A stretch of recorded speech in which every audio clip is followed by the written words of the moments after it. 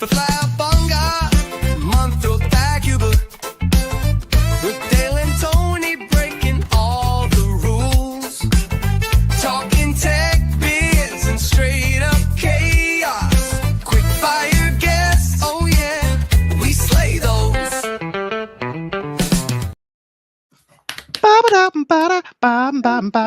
Love that little riff. Good afternoon. My name is Dale Rodriguez, and this is Flabonga Monthrothacube. With me today, I've got my fantastic co-host, Zoe Lacy Cooper. and we've got our average to middling guest, Nick Pearmain. Nick Pearmain. First of all, Nick, thank you for being here. Thank you. Great theme tune, by the way. Like I was Fantastic. Thank you, Mark. We laboured and toiled over it for several hours. Tony did the editing. I did the no, it's AI. It's AI generated. AI. It got made live on this show. Basically, we had a guy, Mark, come on, friend of the show, and he's like, "You guys need a theme tune." I think it's ridiculous if people charge tons of money for music, and literally on the show live, he made that theme tune. It's really good. Very catchy. Very catchy. Perhaps too catchy. Perhaps too catchy. And that's fine. Right. I was Enough about fully ready for it to be rubbish as well when Mark did it, but I was like, wow, that's actually really good. Hey, Kirsty. Really good. Hey, Kirsty St. John, friend of the show. She's been on. She watches Kirsty. most weeks. She's awesome, fantastic bookkeeper. Right, sorry, we've waffled on long enough about our theme tune and our names. Sorry. It's all about you, Nick. Nick, Yes, it's all about it's you. about me. For Nick, once. who is you? So I'm Nick. I'm an alcoholic. And I'm joking. So I'm Nick. I work in security, but outside of security, I do a lot of other things, which I call them hobbies for now. Right. But it's something that I'd like to make a career out of. Interesting. Yeah, comedy, right? Comedy, writing, yeah, all that kind, and podcasting as well, which we still need to go a long way with that. So yes, so all of that stuff. But I'm a little bit aware of your personal situation. That's kind of taken a backseat because you have 3 young children, correct? I have 3 wonderful, gifted children who. Which one's your favourite? None. I love them all the same. But there's no favourite. Good answer. My wife would call me a liar, but I know the truth. Cool. Okay, so how long have you worked in security? Oh, I've been in security now for over 10 years. Is it true? Go on. Sorry, please continue. Yeah, over 10 years now. Is it true you've got to be hench to work in security? Because you're a pretty big dude. No, I'm quite lucky that I have The henchness. the look of a security guard. Yeah. But in this day and age, it's all about having common sense, which is a superpower. But it's also, being smart and being observant. It does come in handy if you look intimidating and you're quite bulky. Yes, it does come in handy, but that was security in the 80s and 90s. Now, unfortunately, and I'll say unfortunately, as a key word here, it is a little bit different now. Unfortunately. Okay. What? Security. If you're not hench, you carry a clipboard though, right? And that carries the same kind of level of gravitas as being massive. Is that right? Well, I don't carry a clipboard. No. You don't need to, mate, if you're massive. I mean, other people do. I just stand at the front door and just look, not look intimidating. People come up to me for help and I help them and stuff like that. But I'm very lucky that I work in an environment now where I don't have to deal with as much trouble. Before there was a lot of issues in other places. But it's a part of the job. To be a security guard is believe it or not, it's never that simple, because a lot of people would look at security and go, oh, all they do is sit there or stand there and do nothing. That's actually not the case. We have to always be not on edge, but we have to sort of keep an eye out all the time. And we also have to be careful with what we say. Yeah. Why so careful with what you say? Well, in one of the jobs that I had, I won't name no names. Dale might know, but I won't name no names. I had one job where it was, say, after COVID, 2021, 2022, this certain place I was working at ended up doing a ticket system, which caused nothing but headaches, but we did it anyway. So I was on the crowd control because I'm quite loud and bubbly, and people were coming up to me asking all the questions. What I would tend to do is people ticket holders, I would make a loud announcement. I'll be like, ladies and gentlemen, could you just line up along there, please? You'll be able to come in very soon. That's all I was doing. I had no trouble, no complaints from no one. One of the managers at this certain place came up to me and said, please be careful with the kind of language you're using. So I'm standing there now, and I'm like, what language am I using? And it for like 5-10 minutes, it baffled me. And normally I'd let things go, but this one I was like, did I swear by? I can sometimes swear by accident, but I know happens to the best of us, Nick. Happens to the best of us. It happens. I've got 3 kids, so I do it all the time by accident. So I then went up to my manager. I went, what language am I using? And then he turned around and went, be careful when you're saying ladies and gentlemen. I went, are you having a laugh? So I got really annoyed, and I was slightly unprofessional with my reaction. But when he said that to me, I've got the radio and my pass. I went, here you go. And I walked off, and I went to have my break. And this guy was stressing because he didn't know what he was doing. But it's like, I had no complaints. I was absolutely fine. So that's what I mean.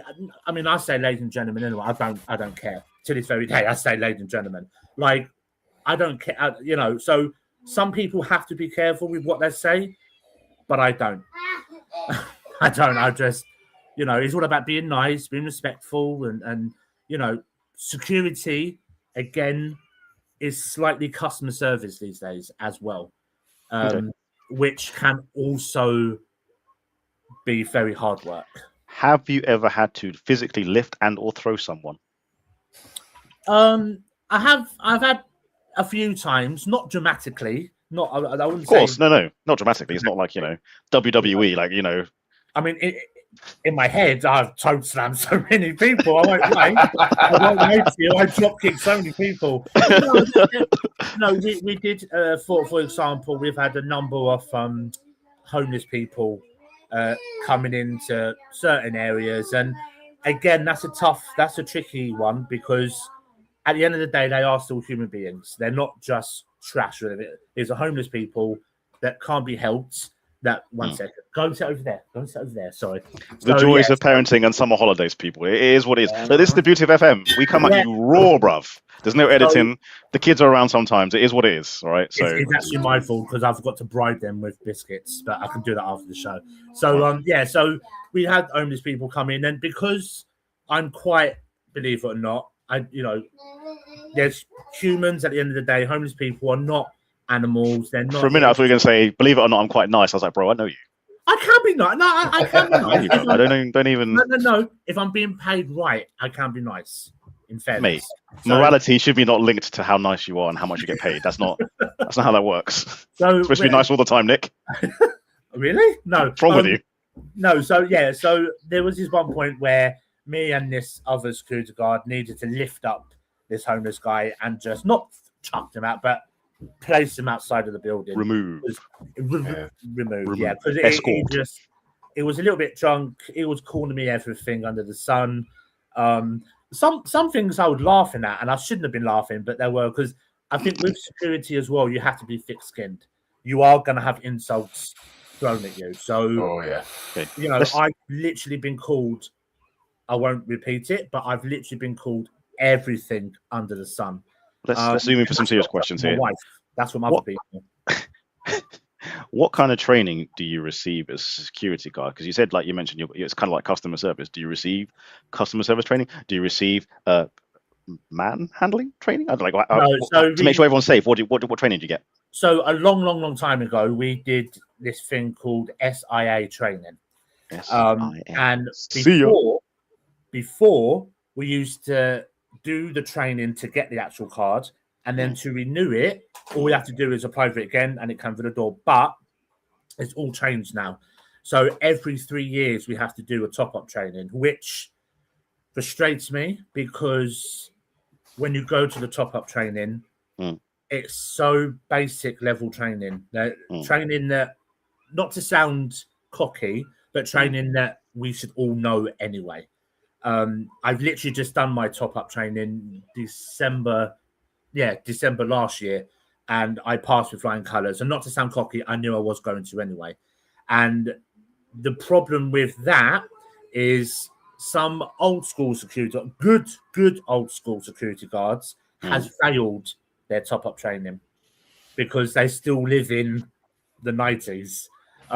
So it's quite sad when you see these old school security guards fail the training because they've got that what's the word I'm thinking of? They've mentality. Got that, yes, off early 2000, the 1990s, early 2000s, they lose their license for good. And it's those are the good years. Those are the years when you could have your nightstick, crack someone over the head, and get away with it, right? Oh yeah, baseball bat by the door. Yeah, I'm joking, obviously. Me too. Yeah, me too.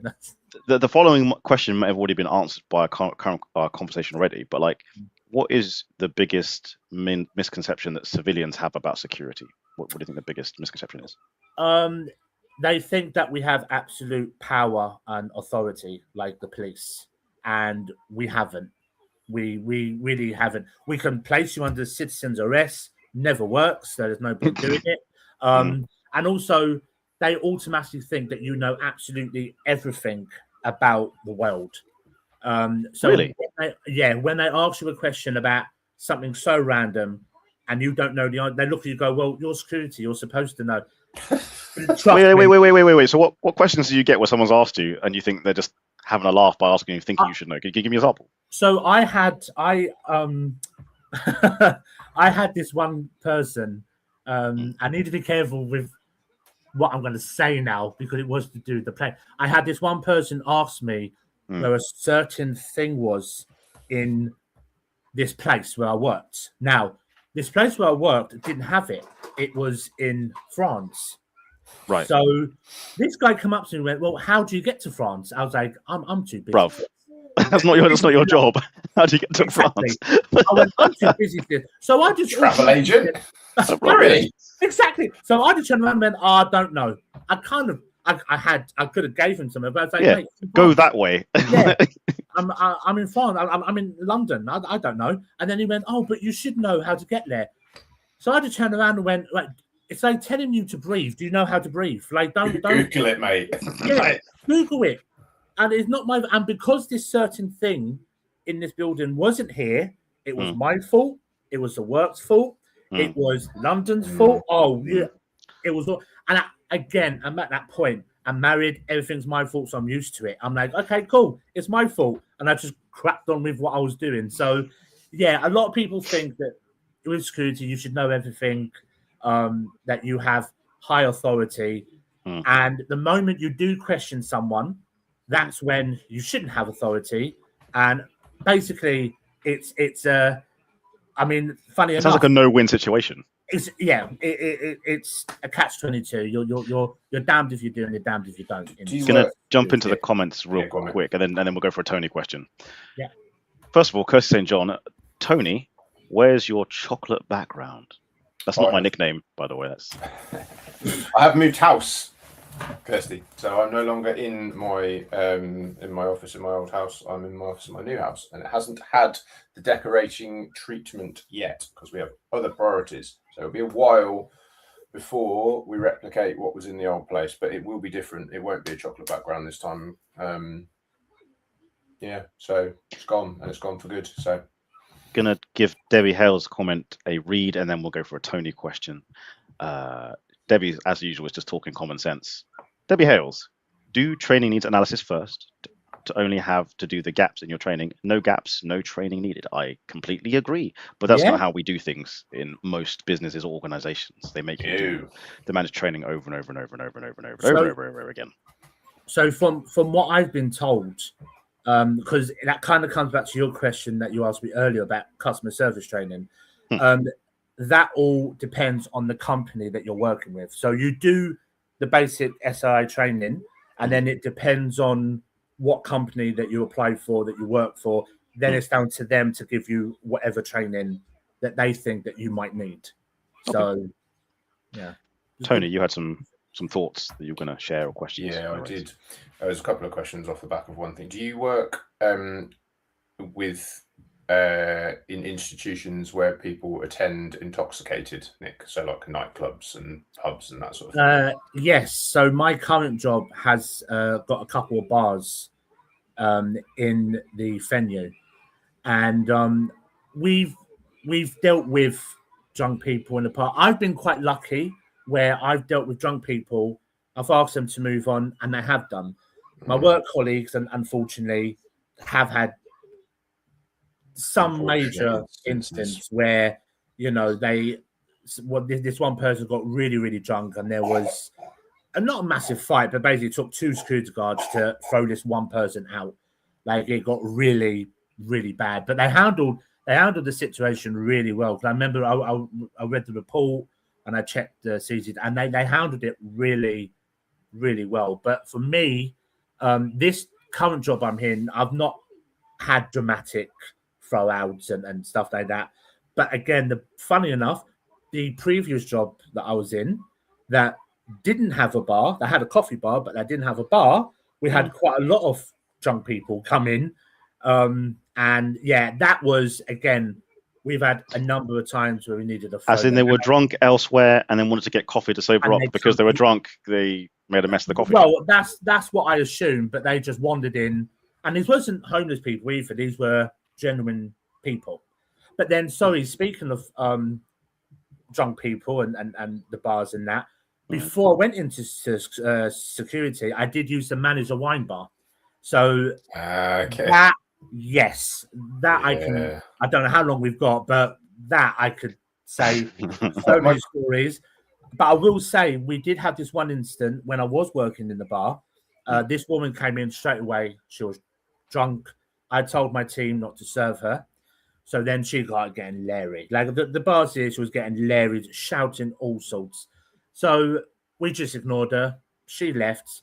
We needed to report it to the police in the station. So this guy came in. We served him a drink. This woman that we wasn't serving happened to be his wife. She came in. She went behind the bar. I blocked her. But when all this was happening, the police officer was standing right behind them at all times. So I was very lucky that the copper was there at this time. And they ended up arresting her. He asked me if I wanted to arrest her. I was like, listen, she clearly had a bit to drink. I can't really, nothing's been damaged. It's fine. But drunk people, like, you know, we've all been drunk. I mean, I'm a happy drunk. I don't know about you guys. I can be a happy drunk. But when people get drunk, that gets violent, I'm not interested remotely. I think people use alcohol as an excuse. It's true. I know it lows in inhibitions. I get that. But I think people use an excuse. Oh, I'm drunk. I didn't know what I was doing. Yeah, you did. Yeah, you did. Because if that, you made a good point, because people that often say that knows exactly what they're doing because they're using it as I've been drunk. I've gone to myself. No, even still in my drunken state, probably not a good idea. Yeah, don't do it. It's very simple. Like, I know your inhibitions are lowered, I know your faculties aren't great, but I'm just like, no, there's a line I don't cross even when I'm drinking. Yeah, which is why I always say, beyond, like, there's been times when I've had a few drinks, man, I might have said the odd joke that could be deemed offensive, and someone would try to defend me, going, "Oh, he's drunk, he doesn't know what he's saying." But I would sit and go, "No, I do know what I'm saying." No, I did. I say this shit sober, bro. I wanted to offend you. Yeah. And I say to people, don't make up excuses for me. Never ever make up excuses for me. In my younger days, my friends and I, when we used to play rugby, we used to go to this particular bar, and we were really good friends with the guy on the door, whose name was Tony, and he was cracking up. Such a good guy, like, stopped trouble when it needed to. You know, you could tell the difference between people that were having a good time and people that weren't. And I always remember this look on his face. So we were in there one Sunday afternoon or Sunday evening, and we'd been drinking, and we were just, you know, pottering around, having a few beers or whatever. There was a group of ladies in their 40s and 50s, I would say, sitting on a table, and the wine was disappearing, and volume was gradually escalating, and they were like okay, sort of kind of within themselves, but you could feel it was kind of maybe not going in a good direction. And the chap behind the bar went up to them and said, "Look, I'll serve you another round, but we're going to call time after that because, you know, things are escalating a little bit." So they didn't take particularly kindly to this, and they argued with him a little bit, and he was like, no, sorry, right, fine. So they finished the drinks, and then one of the ladies came to the bar and said, like, we want more drinks. And he was like, I'm sorry, like, we've had this conversation, you're not having any more drinks. So she was not very happy. So he had, you know, like the glass steamer things, the plastic trays. He'd taken out the freshly kind of cleaned glass tray with all the steam thing and put it on the bar because he was like having to deal with the situation. Mm-hmm. And she decided that once she'd reached boiling point at not being served any more alcohol, she like the thing back over the bar, and I was stood with my boy, kind of watching all this play out with our popcorn. And then she turned round, started to walk out the thing, and he was stood with his drink in his hand. She slapped, I think he was smirking at her. She slapped the drink out of his hand, so his drink shattered everywhere, and stormed out the front of the bar. And I just always remember Tony's face going, "Well, that escalated, didn't it?" But who are these people who think they can get away with that, though? That's not how you behave. That's just not how you behave. It's ridiculous. The most funny thing is, like, if someone refuses you a drink and you say, well, why? They don't have to tell you why. It's actually down to the pub or wherever you're drinking. They don't. But again, unfortunately, we do live in a country full of entitlement. I'm just saying. It is full of entitlement. So as soon as you say no, they'll be like, well, why? It's like, well, it's my human rights. Oh, yeah, why? I've heard that. That haunts me. Them words, human rights, haunts me because yes, we all want human rights, but that doesn't give you an excuse to be an idiot. I'm pretty sure getting alcohol, drinking wine and getting drunk is not a human right. There are things like, right to safety and right to water and right to shelter, but wine is not one of those rights. Nick, really important question for you. Really important question. If you could punch one fictional character in the face and get away with it with no judgment, no repercussions, who are you punching? Square, pow, right in the kisser. Boom! Just one. Just one. You're going to pick one fictional character. What? This like asks. Wow. Wow. Wow, you really caught me off guard there, Dale. Good. There's like loads. Oh, no. Say it. No, I'll give you some examples. We've had Peppa Pig. I picked some characters from Star Trek before. We've had a non-fictional character. We won't go there. I know already who I want to punch. Go on, who's it? I don't know who that is. Blippi. It's a child entertainer. Okay. Yeah. Everyone. Yeah. And I blame my son's nursery. Blippi or old Blippi? I didn't know there was an old or new Blippi, but there was one Blippi. Which, funny enough, I did find out it was there was some controversial thing about this certain Blippi, which I never knew about until I never liked him from the get-go, and then someone else told me about this controversial thing. I went, there must be a reason why I didn't like this guy, but there's something about him that I wasn't really fond of, and my son, who used to always ask me, I'm like, no, it's broken today, let's put something else on. We don't have Blippi on in this house. No, we don't have it on in our house either. We have a lot of other things that are like that type of children's age group, but not that. No. Yeah. We don't. Yeah, Blippi's one of those. I can't. Pretty sure he sold that YouTube channel to Netflix or something for an astonishingly large amount of money. I've heard. Anymore. Have you heard about the whole controversial thing? Yeah, I think we should steer away from it. Yes. Oh yeah, no. I'm not going anywhere. I'm guessing what it is, but we're not going to talk about it. Mate, whatever your guess is, it won't be that. I promise you. I love a little bit of controversial stuff, but not like that. We'll talk after the live. Look at Debbie. Look at Debbie. Deborah. I'm gonna use Deborah, and I'm not supposed to. But I'm going to look at Deborah causing beef. Non-fictional would be so much more fun.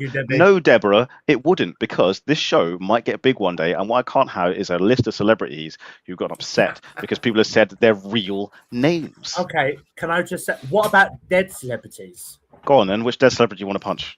Oh, you want to ask me first? Yes, okay. One dead celebrity I'd like to punch. Mine's Hitler. He's very famous. Done. I was about to say Hitler. I was about to say Hitler, but that's fine. It's a safe answer, isn't it? Yeah, it's a safe answer. Yeah, Hitler's a bad man. Yeah. Naughty. I'm going to say Hitler because there's a lot more, but I still need to be careful with what I'm going to say. So, yeah, there's a lot more. You haven't said yours yet. Oh, can I not just go with your answer, Dale? No, you can't. You know what? Henry VIII. He was a bad man. Tony, which 4 dead wives. person would you punch? I'm not. I don't want to go into this. I feel. Look, Really man, bad about this. I'm not saying you dig up their corpse. What I'm saying is No, this person's already absolutely dead, not. and you go back in time to give them a little 1-2, no repercussions. So you wouldn't do Stalin or Mussolini or. Pol Pot. There we go. See, it wasn't so hard. We will just pick evil people. Wasn't so hard. Yeah. They're pulling teeth from you people. Come on. Right. Nick, would you like a serious question about your work and hobbies? Would you like a Tony question, which is like a fantastic kind of build up a question, or would you like a silly question? Oh, you're asking some good questions. That's a good question in itself. Let's have like a silly question or fun question. Why Right. not? Now, if I remember correctly, you're not like vegan or vegetarian, right? No. Good. If you could eat any animal for the rest of your life, forsaking all other animals, what animal are you choosing? Not one particular cut of meat, just the actual animal itself. My mind just went somewhere, but I won't say it. Don't say people. That's weird. I have to. I'm gonna say a cow. I think. Right. Yeah. I mean, you're never having chicken nuggets again. You're having bacon again, but That's fine. cow, right? Yeah, that's fine. They're probably big in America on beef bacon. I'd You don't see give it a much go. over here, but I'd give it a go. Yeah, That's quite good. I do like my chicken though. I do like my Too late. chicken. That's the You tough said one. cow. I know. Oh yeah, immediate buyer's remorse. yeah. I'm gonna stick with cow. Why not? You can do a lot with cow. I think. Debbie's just Googled the controversy with Bippy. We'll talk about it later when we're not live. Yeah. And again, Yeah. Debbie, again, come on. There's always that friend you want to punch at some point. Yeah, it's usually Nick for me, but there we go. Yeah. Sorry. Yeah. There's always that friend, and he's I- sober saying that, so he ain't drunk. I want to take a swing at you. You're bigger than me. That's how this works. Pecking order. You don't hit the person bigger than you. This is very, very simple. I wish more people knew this. Well, Right? Well, I people do that. Nick does as well. Yeah. they often say you always go for the biggest person to gain respect from other people. They I'm always sorry you say have to go through that, dude. I'm a scrawny theory, I dude. think. Yeah, I'm a victim of bullying. I'm joking. I'm not. I'm I'm a not. victim of bullying. All right, let's talk about your comedy aspirations. Because before Yeah. you had children, you had hobbies and fun and podcasts and comedy. And I've seen some I of your had a comedy. life. Yeah. You had a life, yeah. It's pretty good. So, okay, first and foremost, can you describe what kind of comedian you are / were? The kind of comedian that I like to think I am, and that I would like to be, is A funny one, yes. a fun- I'm sorry, that was harsh. That was so harsh. No, that was quick for you. I just love getting heckled. Yeah. No, I will say that is very quick for Dale, and he often hears that a lot. I will say I think the kind of comedy that I tend to do is observational. I have a dark sense of humor. The likes of Ricky Gervais are my hero. Ricky Gervais, Dave Chappelle, all those kind of comedians are comedians I like to look up to. But unfortunately, I'm not of the funniest person that you'll ever meet. There's a lot of work that still needs doing. I think you have to have the right amount of writing. You've got to be very clever in your writing when it comes down to comedy. So again, I'm very amateur. I've got a long way to go. What's the best gig you ever done? Where you did it, the crowd were on point, you were on point, everyone laughed. You smashed it. What's the best gig you ever done? The best gig I've done was in Catford, South London. Me and my family were there, and basically, me and my family were the only white people in the audience. And this is what I've learned. Most of the audience was 98% of black people. And I will say my best audience are normally black people. I don't know why. I never knew why. But then I've learned the comedy that I tend to do is aimed at my mother. So me and my mum used to have a good relationship where I would take the mick out of her. She'll take the mick out of me. And I always wondered why most of the audience who are black people really like my stuff. But then I've learned by a number of people, one of my friends come up to me when if I ever said what you said about my mum, he would get a beating. So they kind of laugh at that because of the relationship that they had with their mum. They would sit and go, I would never dream of joking around about something like that, but you've got bottle, you can do that. So that's quite interesting. You learn a lot about the audience as well. So Was Catford, your mum in the? Because you said your family, was she in the audience when? yeah, she was in the audience. Yeah, she had a great time. Heckling you from the stand. She was actually she Yeah. helped. She did echo me at one point, and then I not echoed back, but I answered back, and we worked quite well, me and my mum, at that night in this comedy club. Yeah, it was really well, and I will say Catford was definitely one of my favourite gigs. That's fantastic. Yeah, because again, I was the only white comedian there as well. So yeah, it was quite, it was quite nice to be the token white guy. I won't lie, like I didn't feel as threatened, Debbie asked a good question. I'm going to ask it to everybody. Me and Tony can Really, answer this Dale? one too. Really? What's your favorite joke of all time? What's your favorite joke of all time? What said from other comedians or Anyone that you've written to from other comedians. That has to be about PG-13 because again, my work is connected to this show in some Of extent. course, So yeah. don't get me fired. That'd be great. Yeah. Yeah. This is a really tricky one because I don't do soft jokes. I don't. Oh, all right. So one of my so I love Tommy Cooper. Yeah, I think he's one of my and one of my favorite jokes of his is his wife come up to him one day and said, "Tommy, I'm feeling homesick," and he was like, "Well, what do you mean you're already at home?" She went, "Yeah, no, I'm sick of it." That was for me. That's one of my favorite. Like that's a very clean joke. I've got two. Right. So one is Airplane, right? Surely you can't be serious. I'm serious and don't call me Shirley. The wordplay on this is classic. This is me being really smug. It's a dad joke I came up with the other day, right? Yeah. Because my daughter loves unicorns. I said, what do you call a unicorn with diarrhea? She said, I don't know, Daddy, what do you call him? A poonicorn. And she hated it because it's terrible. It's terrible. It's a choice. I know it's bad. It's a dad joke. Tony, what's your... I think my 3-year-old would go, oh, Dad, if I did that. She's really like me contributing in any way towards the art. So like if I sing or dance, she's just like, stop it. So the best thing about me with dancing is I'm an okay dancer. I can keep the beat. I can do a few moves. And my daughter has seen me do this, right? But when I dance around her, I deliberately do dab dancing. So, Daddy, I know you can do better. I was like, I know you know I can do better, but I do mad dancing anyway. Holding you to a standard that she's seen. I will dance, but I cannot dance to save my life, but I'll get up there. And still do it. Because, life is short. Why not? Debbie's got a joke, by the way. Sorry.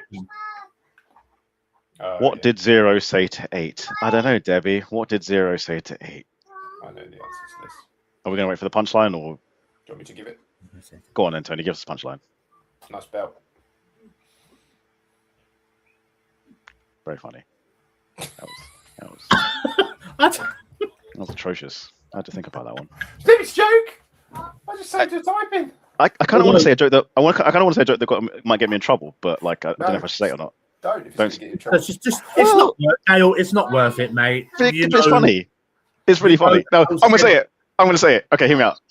I got it on WhatsApp the other day in the lads chat, right? It was the start of every great nothing bad ever come from that from the last chat. Yeah. No, it was like it was a picture of Prince Charles meeting Andy Burnham, and it said something like the last time Prince Charles had to say Andy Burnham was to his brother. The pictures. That's gonna get me fired. Nick, I've got a question about comedy. That was good. I didn't think that was that controversial. There's plenty left to the imagination. So comedy, am I right in thinking that comedy is like more of a sort of structured science than perhaps it comes across as when you watch it as like the receiver of the comedy who doesn't really understand like how it's put together and timings and jokes and that sort of stuff? Could you give us any insight into that? Oh yeah, like Ricky Gervais puts it brilliantly because he actually does all that on his stage show. So he talks about the joke and then he does the punchline. And what it is, so for example, most of his comedy looks like it's aiming towards the victims, and he does a lot of jokes about serious stuff, but it actually isn't. It's actually talking about people's reactions to it, and it's very clever as well. So I made this joke once about, so basically I was at this gig and I did this joke once about when my mum was pregnant with me, she was going to have an abortion. Now, back in those days, you know, my mum told me this from, I think, on my 18th birthday, worst birthday ever. She told me this on my 18th birthday. And I made a joke about that. And I made a joke about, you know, oh, I'm so good in life, even abortion couldn't kill me, or stuff like that. That's the kind of, you know, jokes that I was saying. After this certain gig I did, this woman come up to me and she was so offended. And I went, well, what are you offended about? Oh, you were taking the mick out of abortion. I went, I wasn't taking the mick out of abortion. I wasn't taking the mick out of women having abortions or stuff like that. I was actually taking the mick out of myself and what my mum said to me about you. But that's the science behind it. I was taking the mick out of myself, not other people. So, yeah, to answer that, there's a lot of science behind comedy, and unfortunately, people that understand comedy will see that. People that don't understand comedy and will get offended easily will never see that pattern. Sorry, Tony, you're about to ask something. On. Yeah, my wife and I went to see Josh Widdicombe, and he was doing like a pre-tour of his new material. Yeah. So he said, like, basically kind of did like some of his standard jokes that he's done previously in it. And then he was trying new jokes, and he was like, so the tickets were cheaper, and like this was kind of part of the, you know, what you're coming to see. So the expectation was there. And I found it absolutely fascinating to sort of like watch a comedian doing that, like sort of beta testing their new material, because he actually had like a notepad on the stage with it, and then he did a joke, and then he would kind of like go off and go like, oh, that didn't work quite so well, did it, guys? And then he kind of like try it again in a different way, and then he had other stuff that came to him while he was doing it, and he was like, oh, that wasn't in the original script, but I'm going to write that down because that's way better than the thing that I was going to do. I also remember like listening to Jimmy Carr talking about Sean Locke, and he said that Sean Locke was like, they all like had such high respect for him.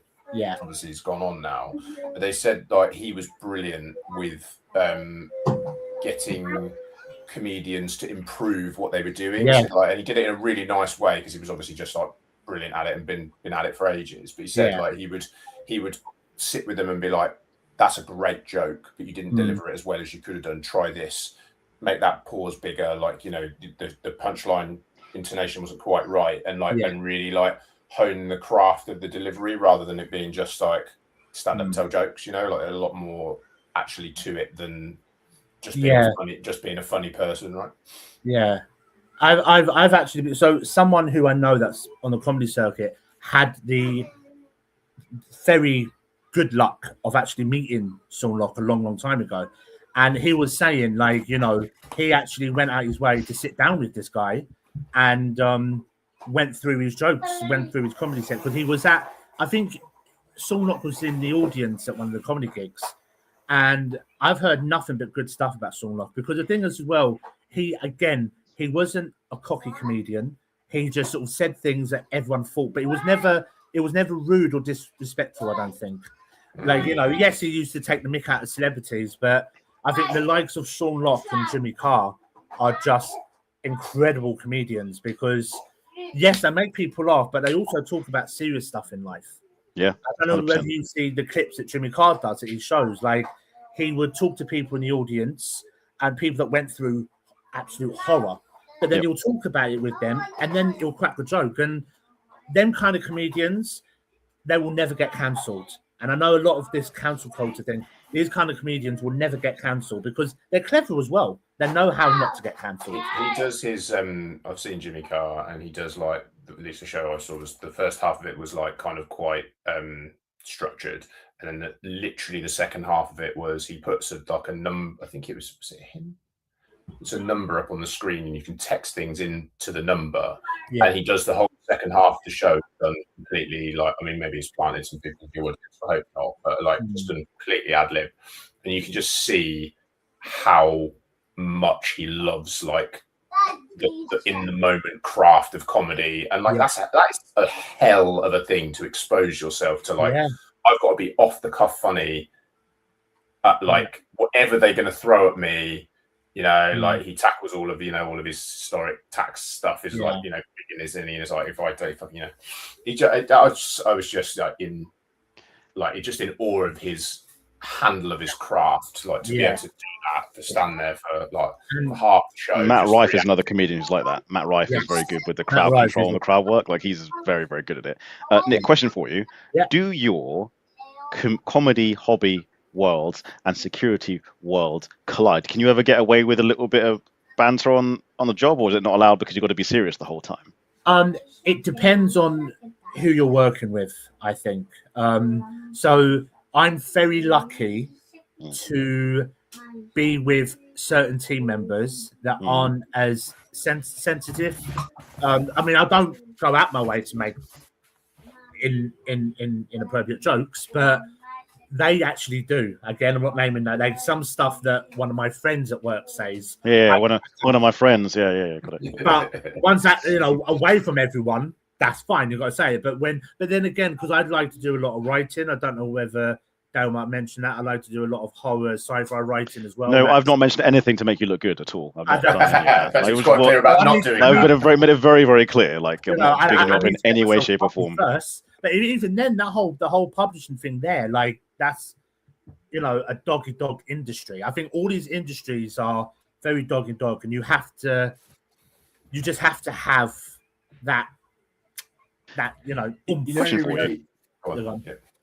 Do security guards have to be brave? Like, so if some crap goes down at whatever venue and the security guards are there, are you guys run into it like the police are supposed to, or are you not obligated to do it because like you're security, right? You're not police. Like you're not defending people per se. All I know is I couldn't be a security guard because I'm not running into danger for anybody. Maybe my family. Maybe. Before I had kids, whenever there was trouble, I used to be like, "But no!" and I used to get involved. Yeah, before the. But since having kids, I've kind of taken a step back and go, "You crack on with it now." Like you have to be smart. Do you want to hear something really funny, Nick? That's really a bit dark. If you do get killed in duty, you're probably worth more to them dead, like life insurance. Don't tell my wife that. Mortgage gets paid off. They get some money in the bank. You're worth more to them dead than you are alive, buddy. Dale, you're friends with my wife. If I find out she knows that, I'm blaming you. Okay? Mate, if you find out it's too late, you'll be dead. I'm very wary now. With security, I think you have to have the confidence. It's not about being brave. You've got to have the confidence to go and confront these certain issues without making it 10 times worse. Right. So taking it back a step, like let's go serious for a second. Like a police officer, if they're at a venue, an event, and there's hundreds of people, and someone goes, he's got a knife. The police officer is duty bound to go towards the person with a knife. They've got to ignore their human instinct to run and flee, and they have to. Is the same obligation on security guards or not? Or do you guys, or are you guys that way because actually you are naturally protective people? And actually, you will try and. Am I making sense with my question? Yeah, no, you are making sense. I don't get paid enough to do that kind of stuff. Neither do police officers. No, true. Police officers don't get paid, but also, I'm not that. I've got to be careful. This is a serious crowd. Not that brave. No, I'm not that silly. You got to think. Like, if someone comes in to my workplace with a knife or a shotgun, I ain't running towards them. I'm running that way. Like, I care about my life. I care about watching my kids grow, and I will try and help as I can. But sometimes getting too involved will just make everything make it worse. Yeah, I can imagine there's a sort of bell curve of like the ideal time is to sort of stop it before it happens, right? And I'm sure you can see it happening, like because you know what it's like when you're a parent, right? You can feel the ambient atmosphere is. A child is about to get hurt because they are being silly or they're doing something, and like just feel it, and then it happens, and you're like, try not to say I told you so, but I definitely told you so, right? It must be similar when you're, especially if you're dealing with people who are intoxicated. Even as a lay person, you can feel you're standing in a queue trying to get in a nightclub or something when we were all a bit younger and nightclubs were a thing. You can feel the antisocialness behind you without even looking round. You can feel the atmosphere change and go, something's about to kick off. I can feel somebody's annoyed about something somewhere, right? And then there's probably like, it's already kicked off. I can get involved now and it's going to get even worse, or like, you know, I can, Again, it goes back to saying you're damned if you do and you're damned if you don't. Because there could be a group of people there that are drunk, a little bit loud, but that could be fine. You think, okay, fine, I won't get it. But then I've seen it with my own eyes. Things can happen in 0.1 seconds. And going back to what Dale was saying about, you know, would you run forward?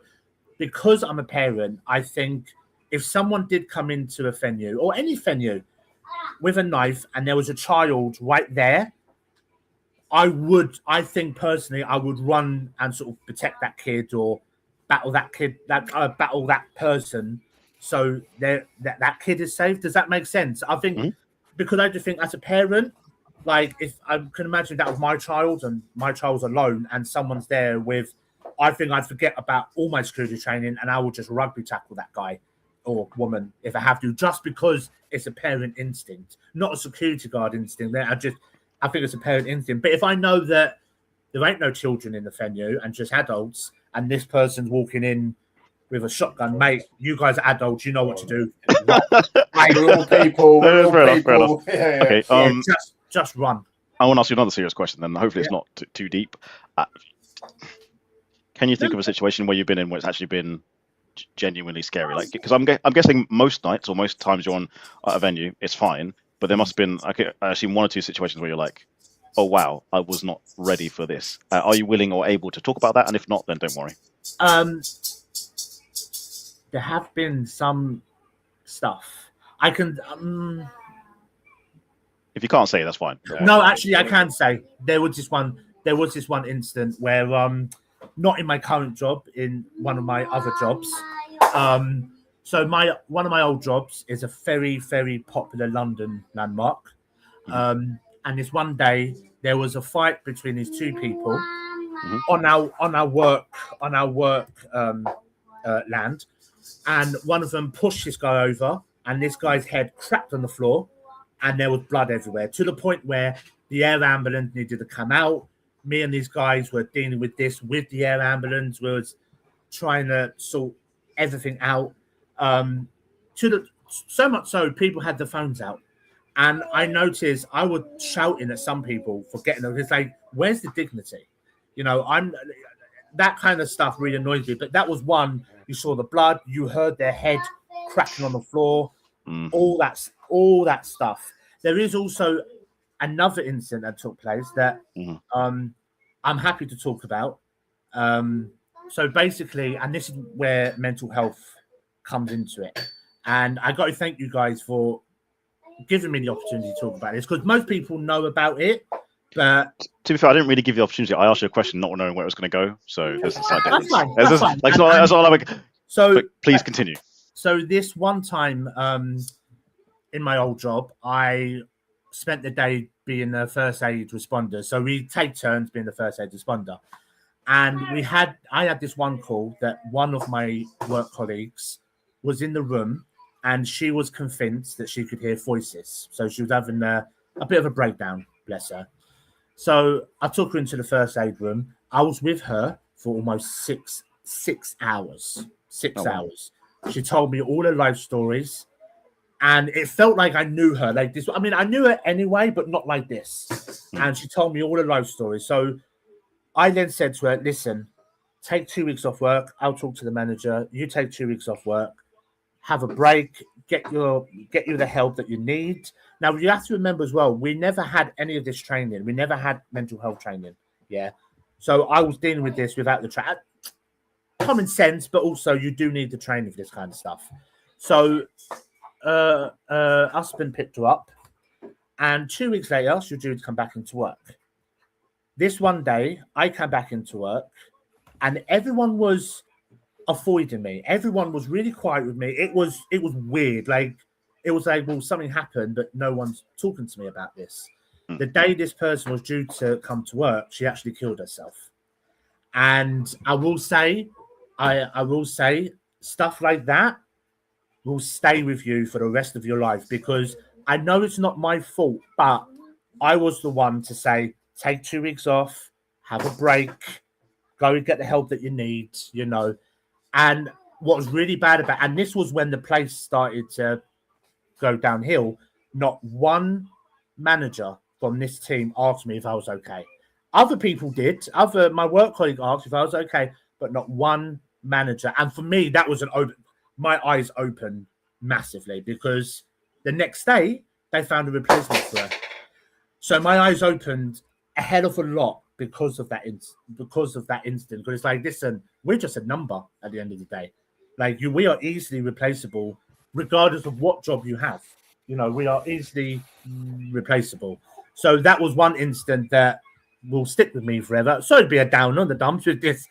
Don't apologise. I asked you a question that leads to that kind of answer. Like so that, it's not that apologise. stuck with me. And my wife, who was then my girlfriend, was a massive support. Like, you know, everyone who I told to, like, they couldn't believe it. Not one manager asked me if I was okay. Not, you know, no. That's when mental health training, because I suggested it, mental health training then came into this particular building. And the person that took control of that took all the glory to himself, which, again, that's fine, because everyone else knows the truth, if that makes sense. So that, for me, that was one of the incidents that would always stay with me. You know, I think I'd rather have someone collapse on the floor in front of me than to do that kind of thing again. Because, again, I know it's not my fault, but it's like I told her to take that time off. If I didn't tell her to take time off, would she still be here? Like, all these questions will go through your head. And again, this is why I get annoyed when people sit there and go, "Oh, security, you just stand there and do." No, we take on a hell of a lot. And there's other security guards that takes on more than what I do. Like, you look at these security guards that does the nightclubs and the pubs. You know, for me, they deserve to get paid way more than what they're getting now, because they're putting their lives on the line. I know someone who was actually shot at in a nightclub in central London, and luckily he survived. He got shot in the leg, and his wife said, "No more. You ain't doing this job no more." So for people who sit there and go, "Oh, security people just stand there and they do nothing," trust me, we might look like we're doing nothing, but in here it's going 10 times fast. Like, we're looking at everything around us. There's no such thing as a lazy security guard. There's a bad security guard and a good security guard. There's no such thing as a lazy guard. Sorry, I'm waffling. Fair enough. It's cool. Waffle away. Yeah. I'm sorry that happened to you. Yeah. That's a sorry tale, and must have been pretty tough to deal with. Yeah, no, it was very tough. And again, this happened around November, December time. So I remember I was when I was told, I went on position, and the external bit had Christmas carols, and one of them was Silent Night, and it's one of my favorite Christmas carols.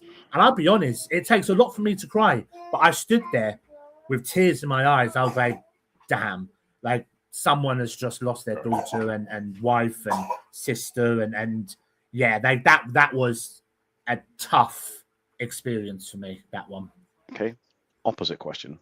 Yeah. What are the funniest moments you've had on the job? There must be some really hilarious, ridiculous. While you think about that, Nick, I've just sort of feeling like, in my mind, I've got, you know, like Ricky Gervais did like extras. Yeah. And they were like, yeah, he was gone the sets. Like, I have, like, in my head, like a sort of similar skit type comedy, but with like the security guard and the interactions with the people that they deal with, like that. It's exactly, it is exactly that. One of my old work colleagues who used to work it, she works somewhere else now, but she even sat there and made that comparison once. Funny enough, like, it's never a dull day. It's never a broad. There's always something going on, and funny enough, I have got an idea for a comedy script that I'm working on that is based on what I've dealt with in the past. But yeah, it literally is like that. Extras is one of my favorite shows, so it's definitely like that. But to Dale's question, the funniest one is I was bag searching. I was on a bag searching position, and this couple, bless them, must have had a really nice weekend away in London. So I just said, "Madam, could you just put your bag on the table? I need a bag search." This guy started laughing. This woman's face went red like a tomato. I put two and two together. I was like, "Listen, It's fine. Open your bag. I've seen it all before. Like, it's absolutely fine. This guy just keeps laughing and laughing. Yeah. So she opened it, and I was like, wow, you are really in for a romantic weekend, ain't you? I won't tell you what was in this bag. We all know what was in that bag. Let me just say, it was like, it must have been like the prequel of 50 Shades of Grey. I was like, what is this? But yeah, she was really embarrassed. But I was like, listen, it is what it is. You crack on, enjoy. So yeah, that's one of the funniest things that has happened. Tony, do we have time for quickfire, or should we just leave it here and get Nick to leave us with his pearls of wisdom?